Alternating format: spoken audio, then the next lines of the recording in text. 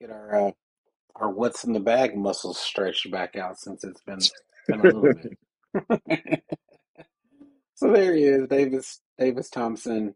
Really, it was interesting because all the sites that typically do what's in the bag content, Golf WRX, I don't know, they didn't see this one coming. So like their most recent deal, there wasn't a lot of actual pictures of his clubs available through their website. And there's another website that just popped up recently.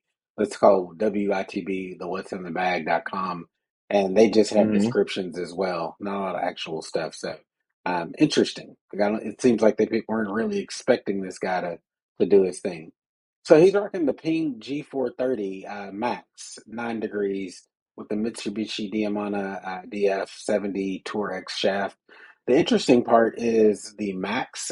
Typically, we've been seeing a lot of the pros rock the LST version, the low spin tech, but here he is going Yeah. for kind of the in between because they have the Max 10K, which is really set up for the amateurs. This is a little bit, kind of an in between size head, a little bit bigger than the LST as well. He also, before I move too far, toggles in the TSR3 with the same shaft in there as well. So depending on the week or feels, he's got a couple of different options with driver in the back. What do you think about his driver setup and optionality? Similar drivers. The G430 Max is really just top of the line stuff. Feel like the Max is more of a draw bias though. So I guess when he's really hanging it out right, throw the G30 Max in there. Um, Help straighten everything out. TSR3, that's my driver, so I'm really always loving it. I really think at this point, the way the drivers are set up, it's all user error. If anything goes wrong, the drivers are just too good and too easy.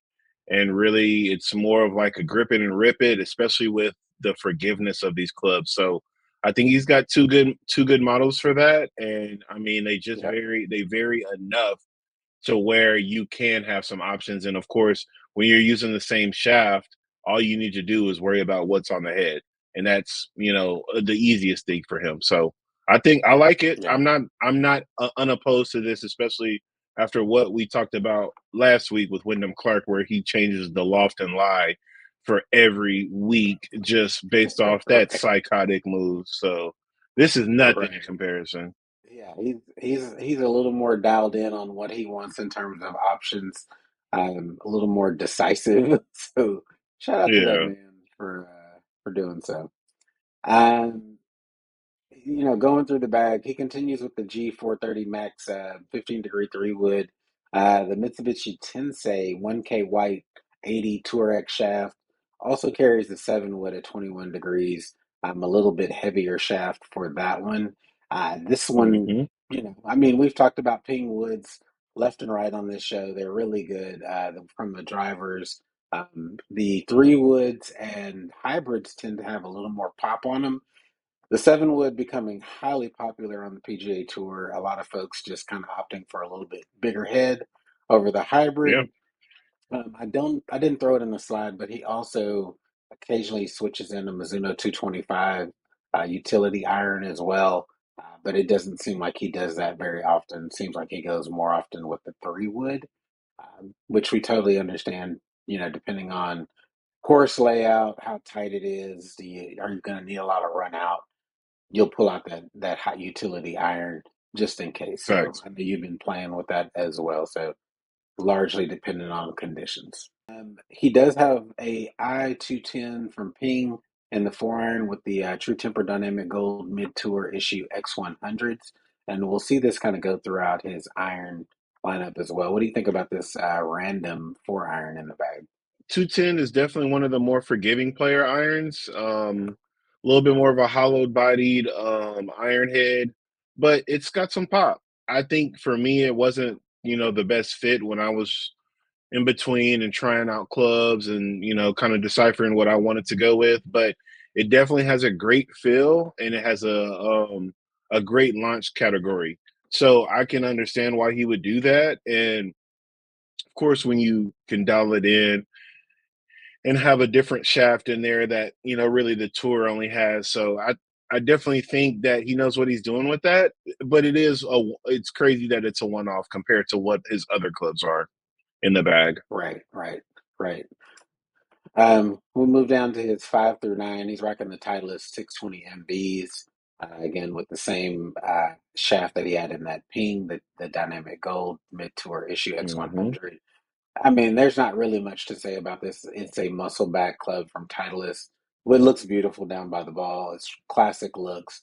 Going to give you the thin top line. Feel like you can work it in any direction. You're not really Yep. looking for forgiveness in these clubs. You're looking for the ability for it to respond to your input, and that's what he's getting from it. So, not no Yep. surprises there. This is a pretty common club on tour. Then he again couldn't find actuals on his wedges just because again Davis Thompson hadn't been really lighting it up here lately. So single, club here in his wedges, going with the specialty wedge, Titleist Voking design SM10, 46 degree dynamic gold tour issue X100. Again, keeping in line with his irons, that did not surprise me that he would have the same shaft in his pitching wedge. You'll see it more on the tour than anything when they don't have an actual pitching wedge or 10 way or 10 iron or whatnot. I I mean, I don't know if I've said it, but really, I think that's one of the coolest thing that Callaway has done. The 10 iron is really, it just makes more sense. I don't know if it plays any difference, but as far as the verbiage and everything, I like that they have said that. But when you rock Yeah, Titleist, a lot of those guys, the pitch and wedge on sets is not playable enough. It's probably too strong lofted, so that's why they usually get just another Vokey wedge and just have it bent to a pitching wedge degree. I mean, you see it so many times where these guys have a 47 or a 48-degree pitching wedge, and it's just beyond unbelievable because why are you hitting a 48-degree wedge 145 and how are you doing it? I mean, like seriously, but yeah. um, it's still a really swell looking club, and I know that profile of the Vokey wedge still probably sits well in his mind and probably closely reminds him to a wedge to that 620 MB from the Titleist line. So I think that's probably Right. why he did it, and it's a good club. I mean, there is no hate on Vokey ever from me. No, not at all. Then we drop down again. He's still rocking the SM10s in his 50 degree as well. The Vogie Hmm. design wedge works in the 54 and 60, and he has moved to the Dynamic Gold Tour issue S400s, which we're not surprised by. We've been seeing that quite a bit, and that's not an uncommon choice to go with this heavier shaft and the wedges. I'm not saying that there's no surprises here in his bag. It's pretty predictable given what we've been seeing throughout the year, especially for people who play Titleist products, which you can't fault anybody. They make amazing irons and just clubs. Which I want to ask you something at the end of this one. I don't want to derail us, but it's about their new driver line. Um, so again, no surprises in the wedges. From the putter's perspective, which I said I was teasing that when we were playing this week, we were playing with the guy that was rocking the Odyssey blade, and his distance control was primo, which I have been struggling with lately, and just kind of waiting on my putter. And I was just joking that I need to go get myself an Odyssey putter. So here we see him with the kind of it says OG. It's legitimately an OG design from Odyssey, the white hot OG number Hmm. sevens with the Super Stroke pistol GTR grip. What do you think about this? And I know you like this kind of style of putter. You've had similar versions, and it's the ping, right? That was looking like this Yeah, OG. yeah, yeah. I still have it in the closet. It's very close to my hand just in case if the putter wants to act up and needs to be put in timeout. So it is always very close. I love the slant neck.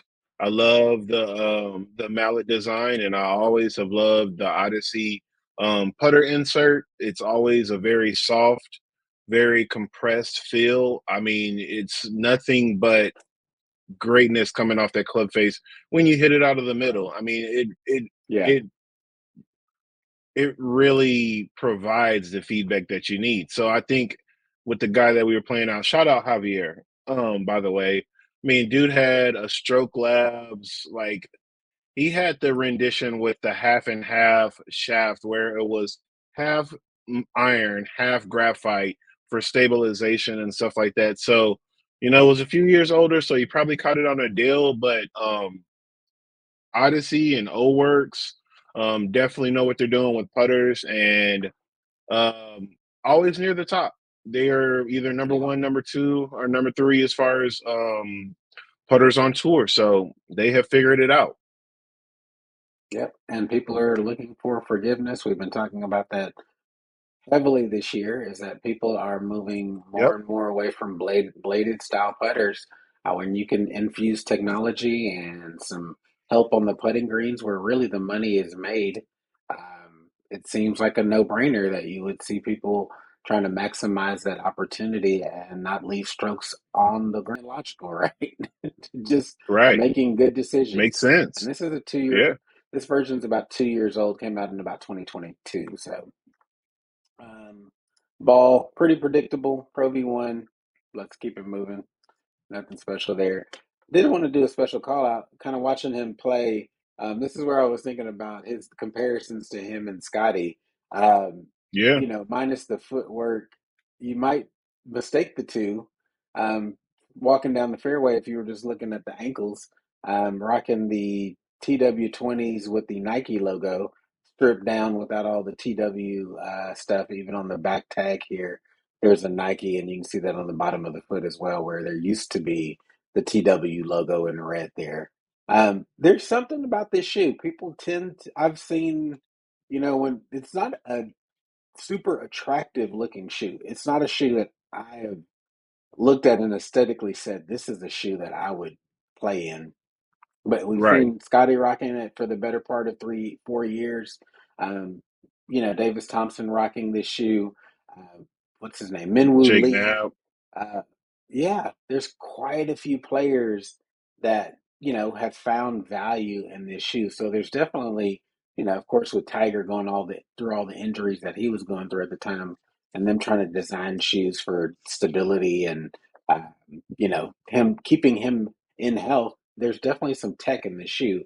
What do you think about this shoe? You know anybody that's bought it? I've never played with anybody or seen anybody in real life playing with it outside of the tour.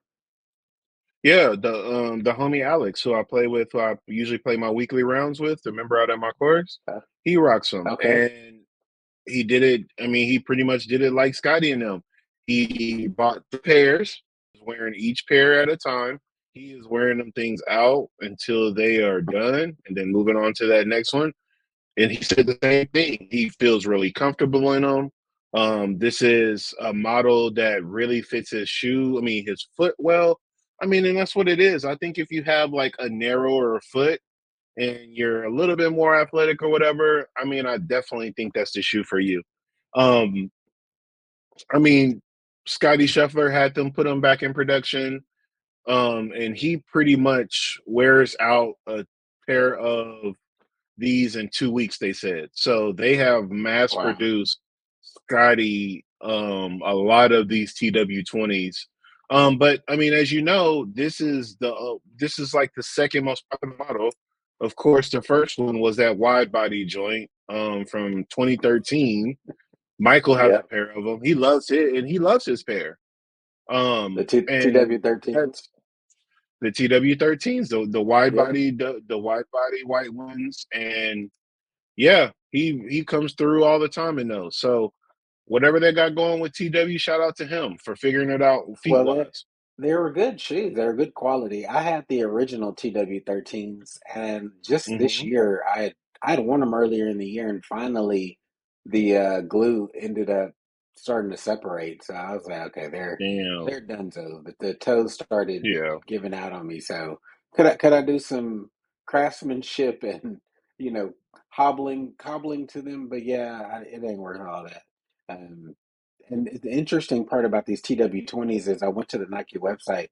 Currently, they're not listed as available. So right now, it's just going to be exclusive to the Nike athletes that still want them. But Hmm. currently, they're not available for public consumption unless you can get them from a third party vendor. But like I said, just interesting and notable when we see these. And Davis Thompson feels like there's value in these shoes, man. Yeah, Totally hands definitely. down. So that's Davis Thompson winning this week at the John Deere Classic. You get a lot of stuff out of this channel, y'all. A little business knowledge, a little technical golf knowledge, a little BS in here and there. You're in a well-rounded environment. So uh, Absolutely. hit that subscribe button, hit that membership button. We got you covered on all things golf.